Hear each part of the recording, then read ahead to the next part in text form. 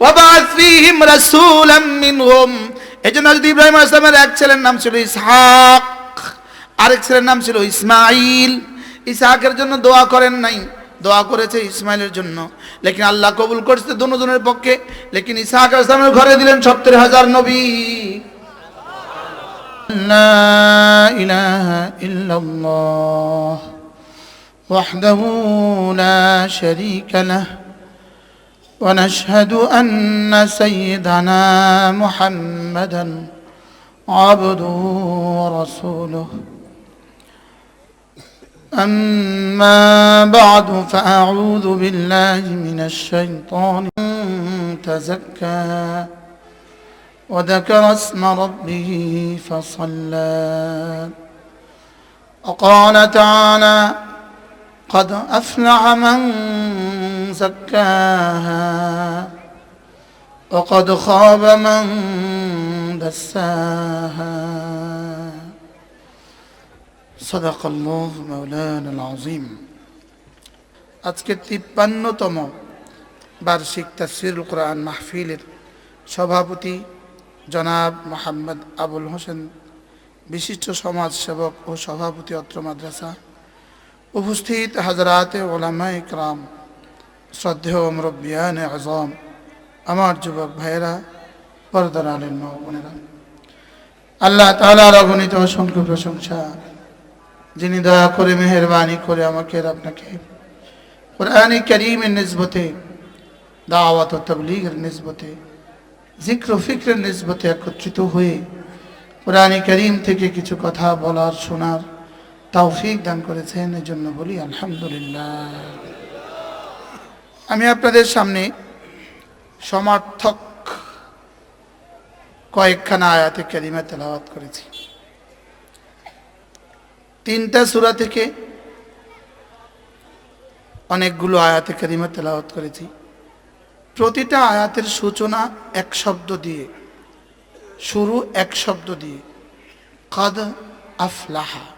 বলেন তো কি দিয়ে শুরু? কাদ, আবার বলেন কাদ আফলাহা। এই শব্দের অর্থ হলো অবশ্যই অবশ্যই সফল হয়ে গেছে, অবশ্যই অবশ্যই সফল হয়ে গেছে। আমার হাতে সময় আছে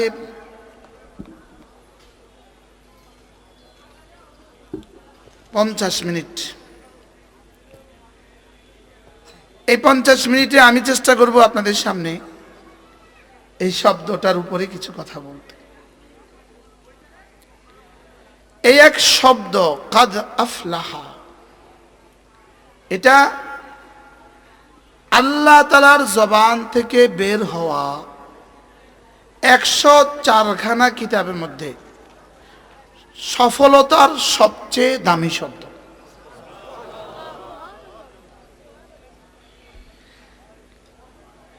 মানব জাতি, পুরো মানব জাতি, সমস্ত বনি আদম, এর মধ্যে শ্রেষ্ঠ সমস্ত আম্বিয়া আলাইহিমুস সালাতু ওয়াস সালাম, এদের মধ্যে শ্রেষ্ঠতম জামাত রসুল আর মুরসালিন, সারা পৃথিবীর সমস্ত রসুলগণের কল্পনা যেখানে গিয়ে শেষ হবে, কাদ আফলাহার সফলতা সেখান থেকে শুরু হবে। সারা পৃথিবীর 800 মানুষকে যদি একজন একজন আব্দুল কাদের জিলানী ধরা হয়, সুবহানাল্লাহ বলেন, প্রত্যেকের কল্পনা যেখানে গিয়ে শেষ হবে, কাদ আফলাহার সফলতা মানুষকে জিবরিলের মতো ক্ষমতা দেওয়া হয়। ওয়ালাউ ফারজান, এবার জিবরিলের মতো ক্ষমতা সম্পন্ন 800 কোটি মানুষ যদি একসাথে সফলতার কল্পনা করে, সফলতা গিয়ে যেখানে শেষ হবে, কাদ আফলাহা, রব যে সফলতা বলেছেন সেটা সেখান থেকে শুরু হবে। তাসাব্বুর করেন, একটু কল্পনা করুন, এই কাদ আফলাহা মানে সফল হয়ে গেছে, কোন সফলতার কথা রব বলেছেন, যেটা জিবরিলের তাসাব্বুর যেখান থেকে গিয়ে শেষ হয়, জিবরিলের চিন্তার চেতনা যেখানে গিয়ে শেষ হবে, কাদ আফলাহার এই সফলতার ভূমিকা সেখান থেকে শুরু হবে। যেটাকে রব বলতে বলতে প্রতিদিন আমাকে আমার রব ওই শব্দটা, প্রতিদিন আমাকে আমার রব ওই শব্দটা মুয়াজ্জিনকে দিয়ে 20 বার শোনান। কতবার শোনান? প্রতি নামাজে আজানে 2 বার, ইকামতে 2 বার, 4 বার, 5 নামাজে 20 বার। কয়বার? 20 বার। পৃথিবীর কোন স্বামী তার স্ত্রীকে প্রতিদিন 20 বার বলে না। স্ত্রী তার স্বামীকে 20 বার ডাকে না। কিন্তু রব আমাকে এই শব্দটা শোনাবার জন্য প্রতিদিন মাইক বানিয়েছেন শুধু এই শব্দ শোনাবার জন্য। মুয়াজ্জিন রাখার নিজাম করেছেন শুধু এই শব্দ শোনাবার জন্য। লাউড স্পিকার বানিয়েছেন এই শব্দ শোনাবার জন্য, যে আমার বান্দাদের কানে তুমি এই শব্দটা ফেলে দাও, হাইয়া আলাল ফালাহ, আসো সফলতার দিকে আসো। কোন দিকে আসো?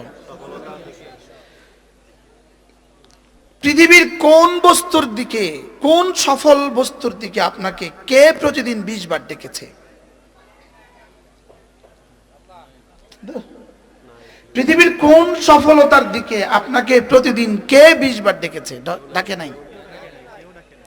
যাকে আমি সফলতার শীর্ষ সোপান মনে করছি, যাকে আমি সফলতা মনে করছি, আমার ডিগ্রিতে সফলতা, আমার মালে সফলতা, আমার বাড়িতে সফলতা, আমার গাড়িতে সফলতা, আমার ওয়াজে সফলতা, আমার মাহফিলে সফলতা, আমার পীর মুরিদের সফলতা, আমার নেতৃত্বে সফলতা, ইনি সফল রাষ্ট্রনায়ক, সফলতা, ইনি সফল রাষ্ট্রপতি, সফলতা, ইনি সফল ডিসি, এটাও সফলতা, ইনি সফল ডাক্তার, এটাও সফলতা, ইনি সফল বক্তা, এটাও সফলতা। লেকিন কোন সফলতার দিকে কে আপনাকে ডেলি 20 বার ডেকেছেন? লেকিন রব আমাকে যেই সফলতার দিকে প্রতিদিন 20 বার ডেকেছেন সেটা হলো সফলতা। মনে হয় বুঝেন নাই? যেই সফলতার পরে ব্যর্থতা আসে, এই সফলতা সফলতা নয়। হাও কয় না, নাও কয় না। বলেন, যেই সফলতার পরে ব্যর্থতা আসে, বলেন এই সফলতা কি নয়? এই সফলতা সফলতা। যেই সুস্থতার পরে অসুস্থতা আসে, এই সুস্থতা সুস্থতা নয়। কি বলছি? যেই মন্ত্রিত্বের পরে জেল আসে, এই মন্ত্রিত্ব সফলতা নয়। এতক্ষণ আর জি জোরে কর না, অনাইছেন জোরে কর। আপনারা যে বলতেছেন না, এই লাগে আমি এই শব্দটা কইছি। আপনি পৃথিবীর যেখানে গিয়েই সফল বুঝেন, দুনিয়ার যেখানে গিয়েই দুনিয়াবি সফলতা, সেখান থেকে ব্যর্থতা শুরু হয়। কি বলছি বলেন? দুনিয়া যেখানে গিয়ে সফলতার শেষ হয়, সেখান থেকে ব্যর্থতা শুরু হয়। লেকিন রব যাকে সফল বলেছেন, এই সফলতার পরে আর জীবনে কখনো ব্যর্থতা নাই। এই সুস্থতার পরে জীবনে আর কখনো অসুস্থতা নাই। ওই হায়াতের পরে জীবনে আর কখনো মৌত নাই। ওই জওয়ানির পরে জীবনে আর কখনো বুড়া পাই আর বার্ধক্য নাই। ওই সুস্থতার পরে জীবনে আর কখনো অসুস্থতা নাই। ওই সম্পদের পরে জীবনে আর কখনো দারিদ্রতা নাই। এই না বুঝছে, না বুঝছে, না বুঝছে। জি, তোমরা বুঝার আরো অনেক পরে অনেক সময় পাবা ইনশাল্লাহ। এখন ওনাদেরকে একটু বুঝাই লই, ঠিক আছে না? যেই সফলতার পরে আর কোনো ব্যর্থতা নাই, এই সফলতাই হলো সফলতা। আর এই সফলতার শুরু হবে মৌতের পরে। সুবহানাল্লাহ বলেন, এই সফলতা শুরু হবে কবে? মৌতের পরে। এই সফলতার মেজদাক দুনিয়া না। যদি সাইয়্যিদুল আম্বিয়া ওয়াল মুরসালিন হন, এই সফলতার মেজদাক না। এই সফলতার মেজদাক শুধুই জান্নাত। এই সফলতা শুধুই জান্নাতকে বলে। সুবহানাল্লাহ বলেন। এই সফলতা শুধু কি? শুধু জান্নাতকেই এই সফলতা বলে। এই জন্য রব্বে কারীম 11টা কসম খেয়ে বলেছেন, রব বলেন, আমি তোকে 11টা কসম খেয়ে বলছি, শুনো শুনো শুনো, আমি তোমাকে সূর্যের কসম খেয়ে বলি, আমি তোমাকে সূর্যের আলোর কসম খেয়ে বলি, আমি তোমাকে চন্দ্রের কসম খেয়ে বলি, আমি তোমাকে রাতের কসম খেয়ে বলি, আমি তোমাকে দিনের কসম খেয়ে বলি, আমি তোমাকে আকাশের কসম খেয়ে বলি, আকাশ বানানেওয়ালার কসম খেয়ে বলি, জমিনের কসম খেয়ে বলি, জমিন বিছানেওয়ালার কসম খেয়ে বলি, আমি এবার তোর নফসের কসম খেয়ে বলি, আমি এবার নফস সাজানেওয়ালার কসম খেয়ে বলি। কয়টা হয়েছে মোট? 11টা। 11টা কসম খেয়ে রব বলেন, কাদ আফলাহা মান যাক্কাহা, আমি তোমাকে একটা নফস দিয়েছি, এটাকে যে পরিষ্কার করেছ তুমি কামিয়াব হয়ে গেছ। এটাকে যে পরিচ্ছন্ন করেছ তুমি কামিয়াব হয়ে গেছ। আর এটা অপরিচ্ছন্ন রেখে যদি তুমি 7 মহাদেশের বাদশাহ হও, ওয়াকাদ খাবা মান দাসসাহা, এটাকে যে অপরিচ্ছন্ন করেছে সে হয়ে গেছে নাকাম। এটা যার যত নষ্ট তার দুনিয়া আখিরাত তত নষ্ট, এটা যার যত সুন্দর তার জীবন তত সুন্দর, তার কবর তত সুন্দর, তার আখিরাত তত সুন্দর। আল্লাহর কসম, যার আখিরাত যত সুন্দর তার দুনিয়াও তত সুন্দর। বলেন আল্লাহর কসম, বলেন আল্লাহর কসম। আল্লাহ যে 11টা খাইতে পারে, আমি একটা খাইতে পারবো না কেন? আল্লাহ কয়টা খাইছে? আমি বলি একটা খাইতে অল্প হবে না বেশি হবে? আল্লাহর কসম, আল্লাহর কসম, আল্লাহর কসম, আল্লাহর কসম, আল্লাহর কসম, আল্লাহর কসম, আল্লাহর কসম, আল্লাহর কসম। রব যদি 11টা খেতে পারেন, আমার তো 11 কোটি বার খাওয়া উচিত। আমার মতো 3.5 হাতের মানুষটাকে বুঝাবার জন্য আরশে আজিমে মালিক 11টা কসম খেয়ে বলেন, আমি তোমাকে একটা নফস দিয়েছি, একটা নফস দিয়েছি, ওটার মধ্যে 2টা যোগ্যতা দিয়েছি, একটা গুনাহের যোগ্যতা দিয়েছি, একটা নেকির যোগ্যতা দিয়েছি। এবার গুনাহের যোগ্যতাটাকে যে নেকির যোগ্যতাটাকে দিয়ে বদলে দিবা। সুবহানাল্লাহ। আমি তোকে 2টো যোগ্যতা দিয়েছি, ছবি দেখার যোগ্যতাও দিয়েছি, না দেখার যোগ্যতাও দিয়েছি। ফামান শাআ ফালইউমিন ওয়া মান শাআ ফালইয়াকফুর, আমি তোকে ঈমানের যোগ্যতাও দিয়েছি, তোকে কুফরের যোগ্যতাও দিয়েছি। আমি তোকে নামাজ পড়ার যোগ্যতাও দিয়েছি, নামাজ না পড়ার যোগ্যতাও দিয়েছি। তোকে জিকির করার যোগ্যতাও দিয়েছি, না করার যোগ্যতাও তোকে দিয়েছি। রোজা রাখার যোগ্যতাও তোকে দিয়েছি, না রাখার যোগ্যতাও তোকে দিয়েছি। দুর্নীতি করার যোগ্যতাও তোকে দিয়েছি, দুর্নীতি না করার যোগ্যতাও তোকে দিয়েছি। চুরি করার যোগ্যতাও দিয়েছি, চুরি থেকে বেঁচে থাকার যোগ্যতাও দিয়েছি। ডাকাতি করার যোগ্যতাও দিয়েছি, ডাকাতি থেকে বেঁচে থাকার যোগ্যতাও দিয়েছি। ভিন নারীর দিকে চোখ তোলার যোগ্যতাও দিয়েছি, না তোলার যোগ্যতাও দিয়েছি। এবার তুমি যদি 2 যোগ্যতার মধ্যে 1 যোগ্যতাকে গ্রহণ করো, তুমি যদি গুনাহের যোগ্যতাটাকে কোরবানি করে নেকির যোগ্যতাটাকে গ্রহণ করো, আমি কথা দিলাম তুমি কামিয়াব হয়ে গেছো। কাকে কাকে বলেছেন? 7 মহাদেশের বাদশা, তাকেও এক ফর্মুলা, রিকশাওয়ালাকেও এক ফর্মুলা। সবার জন্য রব একটাই ফর্মুলা দিয়েছেন। তুমি যদি সফলতা চাও তোমার দিলটাকে সাফ করো। তুমি যদি সফলতা চাও, বলেন, তোমার দিলটাকে সাফ করো। এবার প্রশ্ন করবেন, হুজুর তাহলে দিল সাফ করব কি দিয়ে? আমার চেহারা সাফ করার জন্য ফেস ওয়াশ লাগে, আমার চুলগুলো সাফ করার জন্য শ্যাম্পু লাগে, দাঁত সাফ করার জন্য পেস্ট লাগে, কাপড় সাফ করার জন্য কাপড় কাচা সাবান লাগে, শরীর ধোয়ার জন্য যদি গায়ের সাবান লাগে, জুতা ধোয়ার জন্য যদি জুতার কালি লাগে, গাড়ি ধোয়ার জন্য যদি গাড়ির জন্য মিস্টার বুশ লাগে, হ্যাঁ, আপনার টাইলস পরিষ্কারের জন্য যদি আলাদা লাগে, এবার বাথরুমের কমোডটার জন্য যদি আলাদা লাগে, কি বাথরুমের কমোড পরিষ্কারটা দিয়ে জীবনে কেউ চেহারা পরিষ্কার করে? এবার চেহারাটা দিয়ে জীবনে কমোড পরিষ্কার করে? তাইলে বোঝা গেছে সব আলাদা আলাদা আলাদা আলাদা। এবার বলবো, বন্ধু আমার দিলটা পরিষ্কার করার যন্ত্রটা কি? উত্তর হলো কোরআনে কারীম দিলটা পরিষ্কার করার যন্ত্র। বলেন একজন করে বলেন,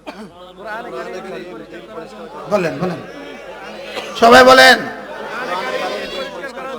আজি সাহেব কি দিলেন? দিল পরিষ্কার করার যন্ত্রের কারখানা দিলেন। সুবহানাল্লাহ। এবার প্রশ্ন, মাদ্রাসা কি? দিল পরিষ্কার করার যন্ত্র তৈরির কারখানা। সুবহানাল্লাহ। কি শুনলেন? তাহলে এবার বলুন তো মাদ্রাসা কি উত্তর হবে? দিল পরিষ্কার করার যন্ত্র তৈরির কারখানা। তাইলে মাদ্রাসা যদি হয় তাহলে দিল পরিষ্কারের যন্ত্র হবে, যন্ত্র যদি হয় দিল পরিষ্কার হবে, দিল পরিষ্কার যদি হয় সফল হবে, তাহলে মাদ্রাসা হলো সফলতার কারখানা। সুবহানাল্লাহ।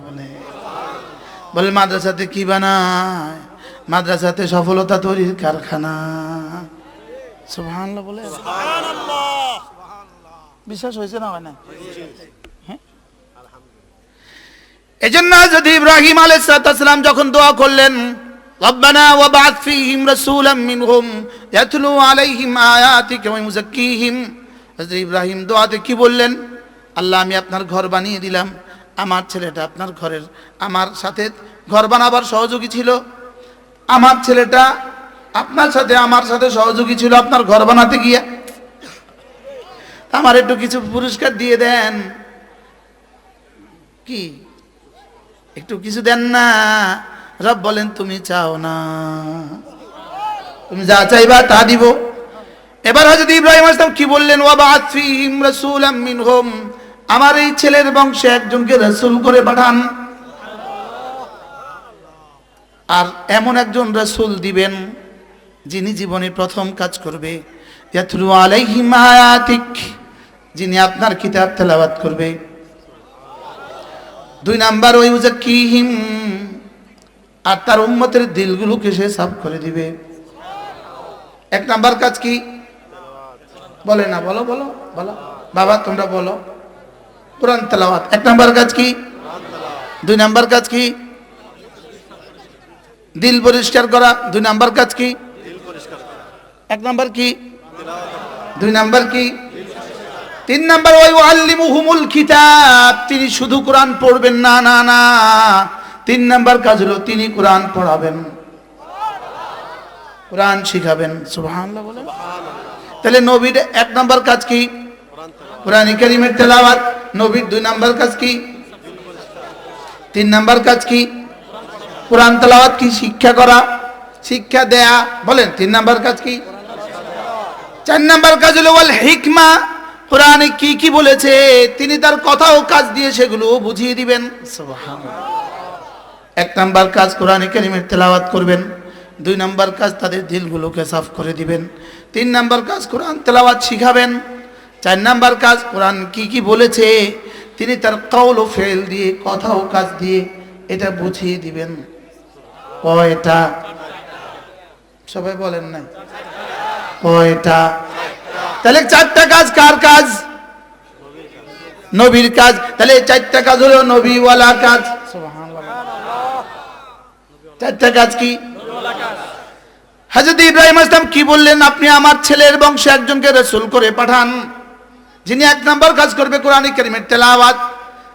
যে মৌলভী কোরআন কারীমের তেলাওয়াত বিশুদ্ধ পারে না, এটা ওয়ারাসাতুল আম্বিয়া হওয়ার যোগ্যতাই রাখে না।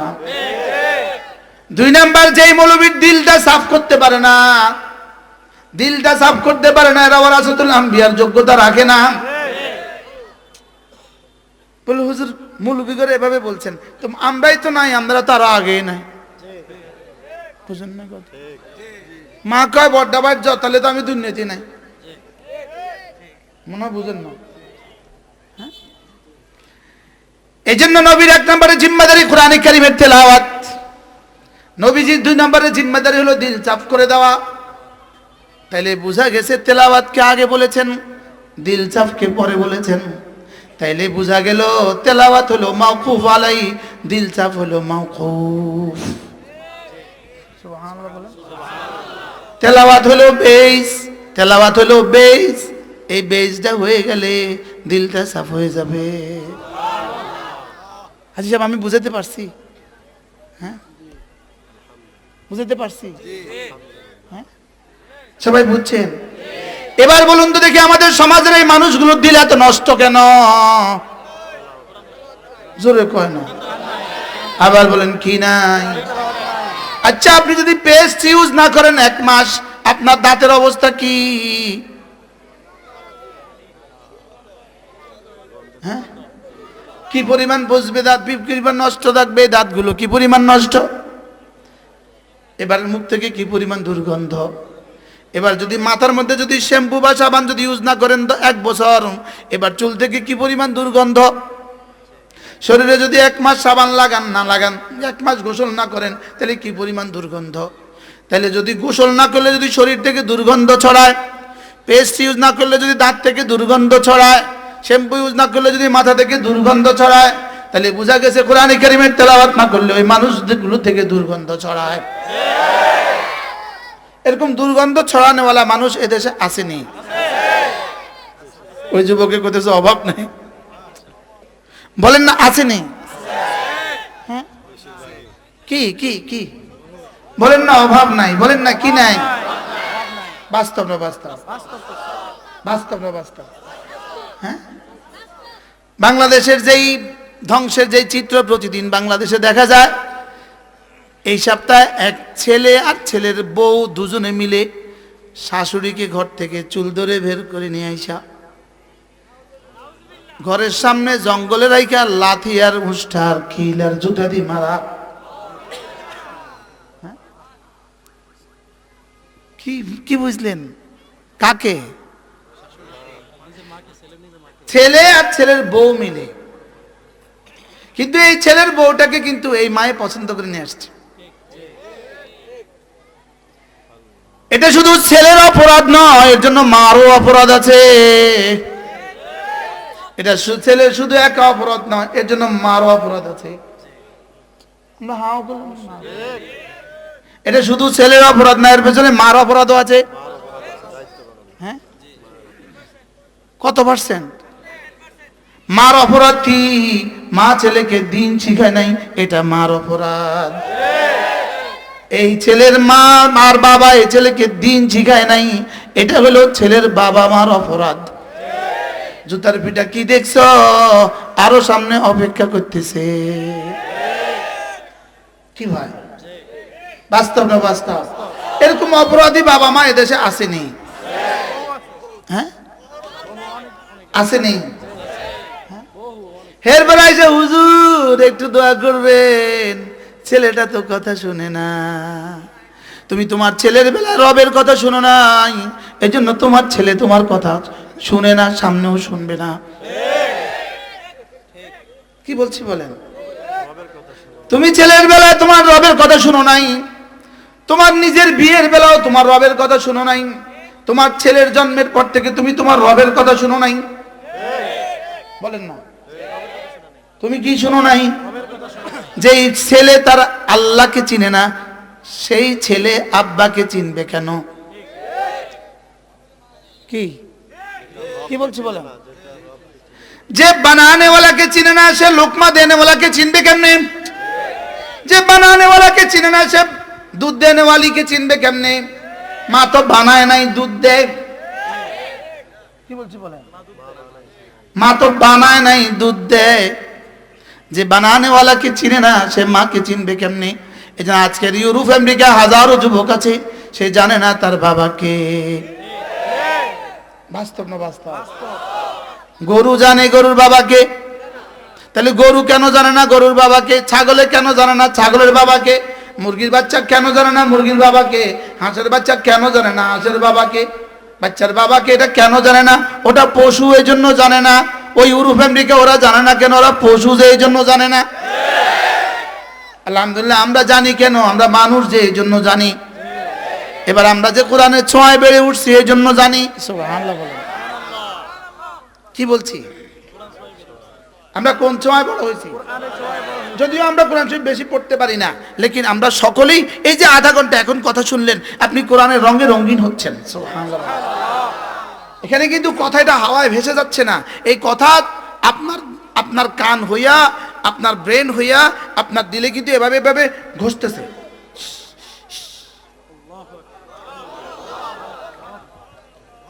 কি আপনি এটা বুঝেন আর না বুঝেন, এই আধা ঘন্টা আপনাকে ক্লিন করছে। আপনার এখানে এখানে এটা এখানে নূর দিচ্ছে, নূর। যেমন আপনার মোবাইলে আপনি চার্জার দিলে এখানে পার্সেন্ট উঠে না? উঠে না বলেন? উঠে না? এই তোমাদের হৃদয় এখন আলহামদুলিল্লাহ পার্সেন্ট উঠতেছে, কি উঠতেছে বলে, কিন্তু এটা বেশিক্ষণ থাকবে না, কারণ অল্প হবে যে, মনে হয় বুঝো না। এখান থেকে যদি সিদ্ধান্ত গ্রহণ করা যায় তো এটা চলবে, সুবহানাল্লাহ বলে কি, আর না হয় চার্জ অল্প হবে, এশার আজান দিলে ছুটে যাবে। কি বলছি বলেন, হযরত ইব্রাহিম আলাইহিস সালাম কি বললেন, একজন রাসূল পাঠান যার এক নম্বরে জিম্মাদারি কোরআন কারীমের তেলাওয়াত। এবার আল্লাহ তাআলা বললেন, ইব্রাহিম وكذلك بعثنا فيكم رسولا منكم يتلو عليهم آياتي ويزكيهم ويعلمهم الكتاب والحكمة। ইব্রাহিম তুমি যেভাবে বলেছো ঠিক সেভাবে যাও, কথা দিলাম তোমার এই ছেলে ইসমাইলের বংশে একজনকে রাসূল করে পাঠাবো যিনি কোরআনে কারীমের তেলাওয়াত করবেন। সুবহানাল্লাহ। ওয়াকাযালিক মানে যেভাবে তুমি বলেছো সেভাবে, ইব্রাহিম যেভাবে তুমি দরখাস্ত করেছো হুবহু সেভাবে আমি মঞ্জুরি দিলাম, তুমি যা বলেছো তা দিলাম। হায় রে, যদি ইব্রাহিম বলতো ওর বংশে 100 রাসূল পাঠান, 100 জন পাঠিয়ে দিত, লেকিন ইব্রাহিম আলাইহিস সালাম বলতে বলেছেন একজন দেন, বলতে বলছেন কয়জন, আজীব না।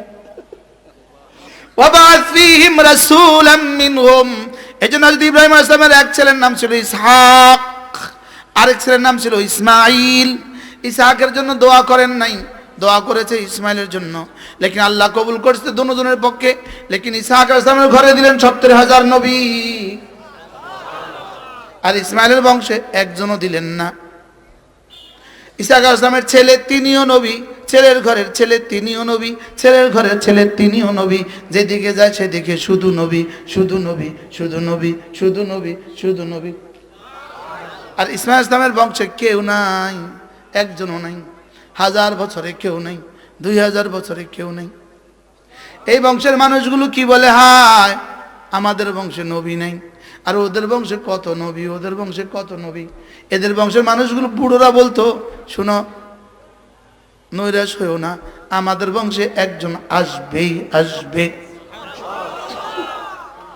যেহেতু আমাদের বংশের জন্য নবী খলিল আলাইহিস সালাম দোয়া করেছেন, এই জন্য আমাদের বংশে আসবেই আসবে। শেষ পর্যন্ত দিতে দিতে দেরি হয়ে গেল, অনেক দেরি, অনেক দেরি, অনেক দেরি, অনেক দেরি, অনেক দেরি, অনেক দেরি, যেতে যেতে যেতে যেতে যেতে যেতে যেতে যেতে যেতে যেতে 570 খ্রিস্টাব্দে একজন এসে গেল যার নাম মুহাম্মদ। আনা দুআউল খলিল, রাসূল বলতেন জানো আমি কে, আমি তো খলিলের দোয়া। এজন্য রাসূল করিম সাল্লাল্লাহু তাআলা আলাইহি ওয়াসাল্লাম মেরাজের রাতে রাসূল যখন সমস্ত নবীদের পাশ দিয়ে গেলেন, সব নবী দাঁড়িয়ে দাঁড়িয়ে রাসূলের সাথে মুসাফা করলেন, মুআনাকা করলেন, লেকিন খলিল আলাইহিস সালাম দাঁড়ালেন না, তিনি হেলান দিয়ে বসে থাকলেন, তিনি দাঁড়ালেন না। সব দাঁড়ালেন, তিনি দাঁড়ালেন না কেন প্রশ্ন, তিনি এই জন্য দাঁড়ালেন না, তিনি যে নবীজির বাবা, বাবা ছেলেকে দেখে দাঁড়াতে হয় না। সুবহানাল্লাহ। ছেলে যত বড়ই হোক বাবা ছেলেকে দেখে কি করতে হয় না, বাবা ছেলেকে দেখে দাঁড়াতে হয় না। সুবহানাল্লাহ। এজন্য খলিল আসলাম কি করেন নাই।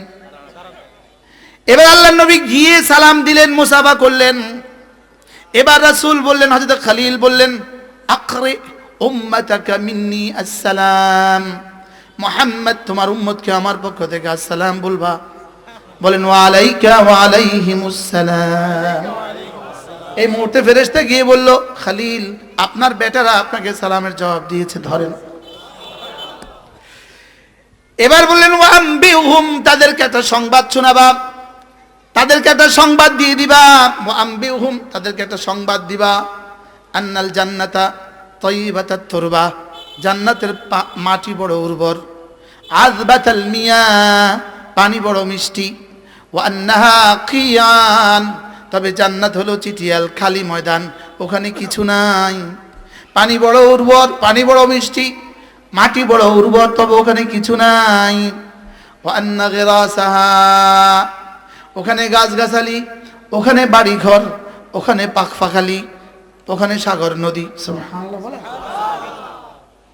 সুবহানাল্লাহ ওয়ালহামদুলিল্লাহ ওয়ালা ইলাহা ইল্লাল্লাহু আল্লাহু আকবার। এগুলো হলো জান্নাতের গাছগাছালি, এগুলো হলো জান্নাতের বাড়িঘর। বাহ বাহ বাহ, সুবহানাল্লাহ বলেন। জান্নাতের বাড়িঘর জান্নাতে গিয়ে লাগাবেন না এখানে বসে লাগাতে হয়? হ্যাঁ বলে কবে কবে লাগাইতে হয়? মওতের পরে লাগাবেন। তাহলে আমার বলার উদ্দেশ্য ছিল আমাদের দিল চাপ করা, দিল চাপ করা। দিল চাপ করার ভূমিকা কি? দিল চাপ করতে কি লাগবে? তিলাওয়াতে কোরআন হলো দিল চাপ করার যন্ত্র। সুবহানাল্লাহ বলেন। আল্লাহর কসম, আল্লাহর কসম, আল্লাহর কসম, আল্লাহর কসম, আল্লাহর কসম, আল্লাহর কসম, আল্লাহর কসম। আপনারাও কইতে পারেন না? আল্লাহর কসম, আল্লাহর কসম, আল্লাহর কসম, আল্লাহর কসম। তেলাওয়াতের চেয়ে উৎকৃষ্ট দিল চাপ করার আর কোনো যন্ত্র না। বলেন সত্য বলছেন? মানে আখতার বলো, আখতার না বলেন তেলাওয়াতের চেয়ে বলেন মানে হোসাইন না। তেলাওয়াতের চেয়ে দিল চাপ করার আর কোনো যন্ত্র নাই। আল্লাহর কসম, তেলাওয়াতের চেয়ে দিল চাপ করার আর কোনো যন্ত্র নাই। এজন্য তেলাওয়াত ছাড়া কোরআনে কারীমের শিক্ষা ছাড়া জাতিকে বাঁচাবার আর কোনো রাস্তা নাই।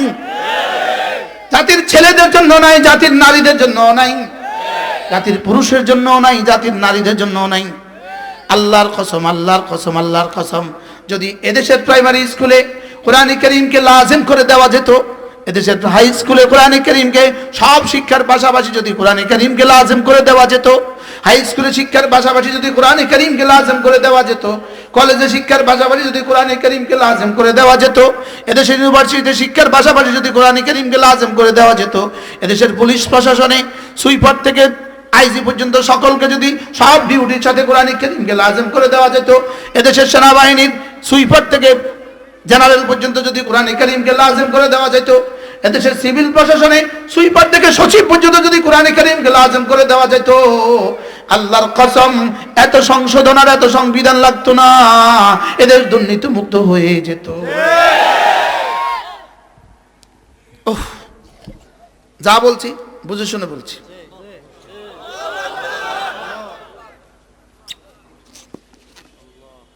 এটা নূর, এটা হুদাল্লিল মুত্তাকিন, এটা ইয়াহদি লিল্লাতী হিয়া আকওয়াম।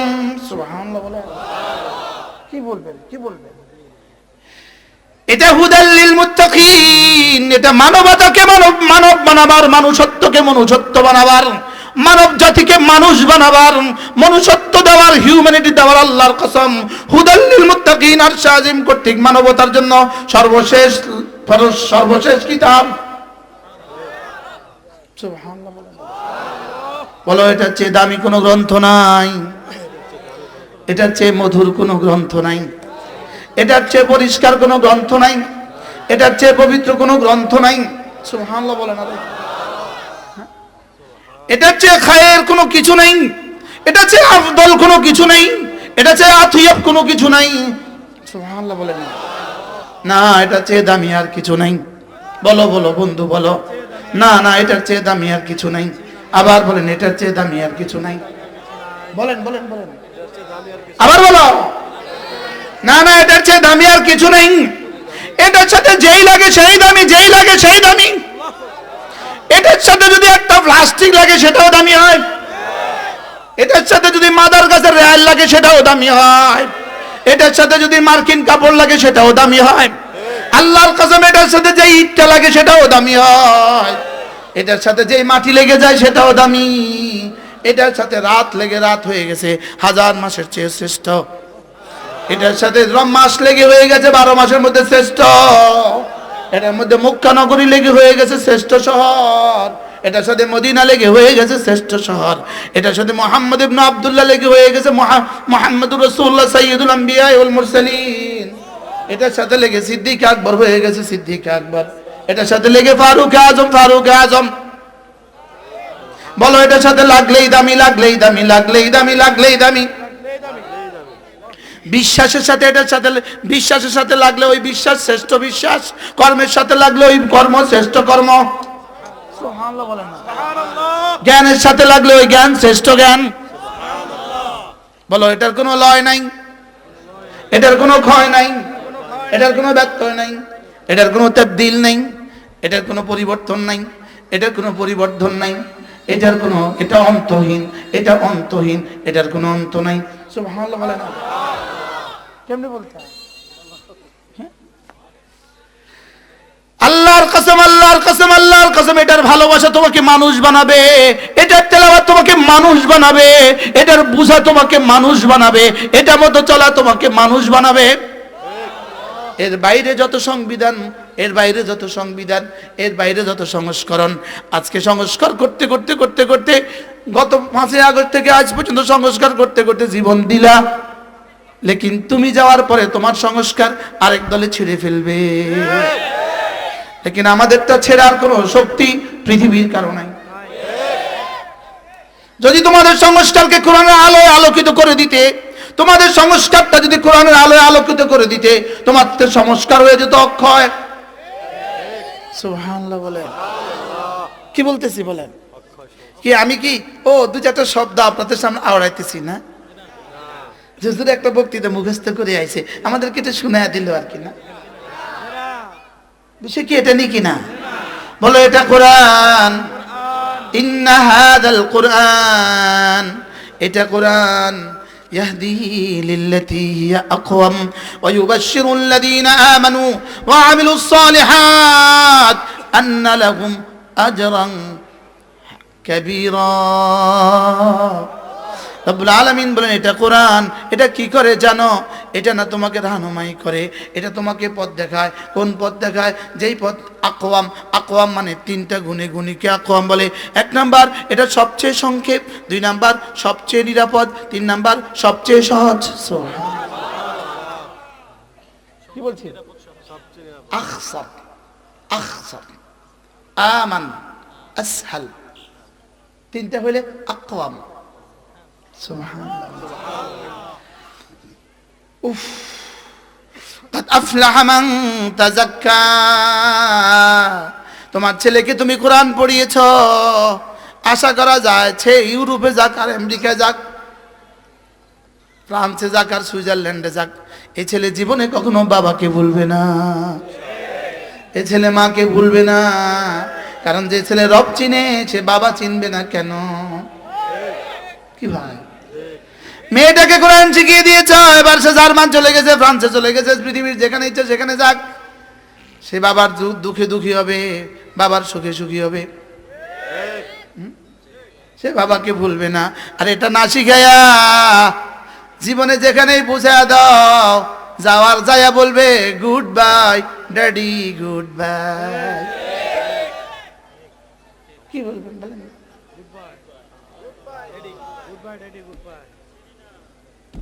I don't know who are you. আমি জানি না তুমি কে, তোমাকে চেনার টাইম নাই। মা ফোন দিবে, বলবে সময় নাই, পরে করো। বুঝেন নাই কথা মনে হয়। বাবা ফোন দিবে, আর রাখো, বিরক্ত করছো কেন? টাইম নাই। কি নাই বলেন? ওর টাইম নাই। তো কে? তোর বিসিএস এর আগে তোর মা তোর জন্য 1 বছর কাঁদছে, 1 বছর প্রতিদিন তাহাজ্জুদ পড়ে, আল্লাহ আমার ছেলেকে বিসিএস দিয়ে দাও, বিসিএস দিয়ে দাও, বিসিএস দিয়ে দাও। কারণ বিসিএস মানে তো সফলতার চূড়ান্ত সীমা। তোমার মেডিকেলে ভর্তির আগে তোমার বাবা 1000 বার 1000 হুজুরের কাছে দোয়া চাইছে, হুজুর দোয়া করেন ফুলার মেডিকেল পরীক্ষা, হুজুর দোয়া করেন ফুলার মেডিকেল পরীক্ষা। বলেন না বাস্তব না বাস্তব? এজন্য কোরআন দিয়ে দাও, আগে সিনায় তার কোরআন দিয়ে দাও, আগে নুরানি মাদ্রাসা ভর্তি করিয়ে তার সিনায় কোরআন দিয়ে দাও, আগে তার সিনায় কোরআন দিয়ে দাও, আগে তার সিনায় আমার রব আলহামদুলিল্লাহ রাব্বিল আলামিন তার সিনায় দিয়ে দাও, আগে তার সিনায় দিয়ে দাও কুল হুয়াল্লাহু আহাদ, আগে তার সিনায় দিয়ে দাও তোমার রব একা, তোমার রব একজন, আগে তার সিনায় দিয়ে দাও লা ইলাহা ইল্লাল্লাহ, লা ইলাহা ইল্লাল্লাহ লা ইলাহা ইল্লাল্লাহ লা ইলাহা ইল্লাল্লাহ লা ইলাহা ইল্লাল্লাহু মুহাম্মাদুর রাসূলুল্লাহ। এটা তার সিনা আগে দিয়ে দাও, তার সিনা আগে এটা বসাও। তোমার একজন বানানেওয়ালা আছে, এটা আগে তার সিনায় বসাও। তোমার একজন পালনেওয়ালা আছে, এটা আগের সিনায় বসাও। আগে তার সিনায় এটা বসাও। তোমার সেজদা দেনেওয়ালা, তোমার সেজদা তুমি একজনকেই দিবা, তোমার মাসজুদ শুধু একজন, এটা তার সিনে আগে বসাও। আর না হয় সচিব হইয়া বাউলের পক্ষে, বাউল আর ফাউলের পক্ষে বক্তৃতা দিবে।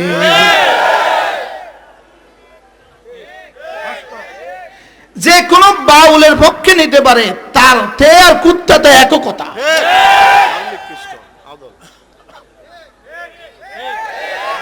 কি বলেন? বাউল বাউল আর ফাউল। বাউল কি? তুই সচিব হইয়া ফাউলের পক্ষে যাস কেমনে? তুই উপদেষ্টা হইয়া ফাউলের পক্ষে যাস কেমনে? কি হ্যাঁ? এত পাগল একসাথে জমা হলো কেন? কোরআন নাই এই কারণে। এত পাগলের মেলা কেন? কোন কারণে বলেন? কোন কারণে? কোন কারণে নাই বলেন? কোনটা নাই? তাইলে কাদ আফলাহা মান তাযাক্কা ওয়া যাকারা ইসমা রাব্বিহি ফাসাল্লা। কামিয়াব কে? দিলটাকে সাফ করেছে যে। এবার দিলটাকে সাফ করলো কে? বুঝবো কিভাবে? জিকির করে যে, নামাজ পড়ে যে। সুবহানাল্লাহ বলেন। জিকির করে যে, নামাজ পড়ে যে। বলেন। এখন আপনি নিয়ত করেন, আজ থেকে 5 ওয়াক্ত নামাজ পড়বেন। নিয়ত করেন, বিশেষ করে ফজরের নামাজ। বলেন বিশেষ করে কি? আচ্ছা, এখন এশার নামাজ কারা কারা জামাতে পড়বেন? ইনশাআল্লাহ বলেন ইনশাআল্লাহ। আল্লাহ তৌফিক দান করেন। প্রত্যেক ইংরেজি মাসের শেষ শনিবার এ আপনাদের থেকে 10-12 কিলোমিটার দূরে সুধন্যপুর মাদ্রাসা, বিজয়পুর ইউনিয়নে পড়ছে। বিশ্ব রোড থেকেও যেতে পারবেন, কোটবাড়ি থেকেও যেতে পারবেন, ইউনিভার্সিটি গেট দিয়েও যেতে পারবেন। প্রত্যেক ইংরেজি মাসের শেষ শনিবার সকাল 9টা থেকে 1টা মা বোনদের মজলিস, জোহর থেকে আয়েশা পুরুষের মজলিস। বলেন ইনশাআল্লাহ। আমি যাব ইনশাআল্লাহ। বলেন হাজী সাহেব একবার আসবেন ইনশাআল্লাহ। বলেন ইনশাআল্লাহ।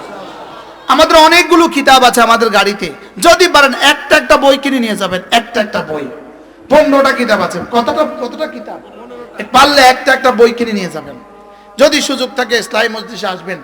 এত সুন্দর এক মাদ্রাসা এখানে হয়ে গেছে, এটা আমার ধারণা ছিল না। আলহামদুলিল্লাহ, আল্লাহ তাআলা মাদ্রাসা দেখে চোখ জুড়িয়ে গেছে। আপনাদের মোহতারাম সাহেবকে আরো বেশি ভালো লাগছে, মাওলানা জহির সাহেব, আল্লাহ তার হায়াতের মধ্যে বরকত দান করে। সভাপতি মহোদয়কে দেখে আরো ভালো লাগছে। সভাপতির কাছে আমি অনুরোধ করব, প্রত্যেক মাসের একদিন শনিবার রবিবার যেই দিন ভাল লাগে, আসর থেকে আয়েশা একটা দিন এই মাদ্রাসাতে জিকিরের মজলিস কায়েম করেন। যেদিন মুনাসিব হয়। মাশাআল্লাহ। বৃহস্পতিবার রাতে বলে হয়, এরা জানে না তো হইলো কেমনে হইলো।